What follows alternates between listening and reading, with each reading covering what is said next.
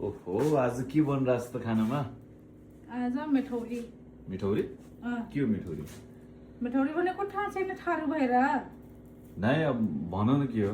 मिठौरी भनेको मिठौरी हो, त्यसको नाम मिठौरी हो।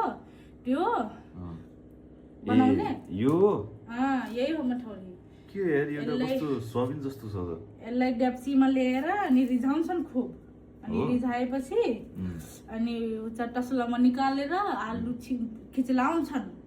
खिचलाएर अनि खिचलाएर त्यसपछि यत्रो डल्लो पार्छन् टुपुक लुप लुप लुप लुप अनि यस्तो सुखाएर अनि यस्तो हुन्छ।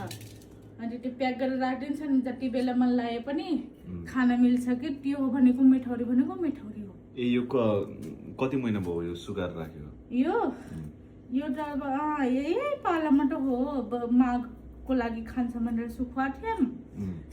आलु चक्रा के सुखुवा थियौँ।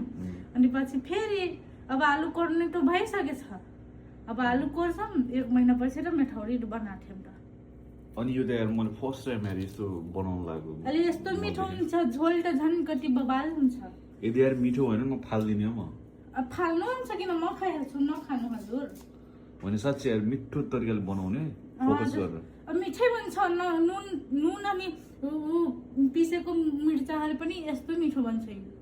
धनिया चाहिँ हाल्नु, त्यहाँ धनिया त्यत्तिकै खरबासमा गइरहेछ।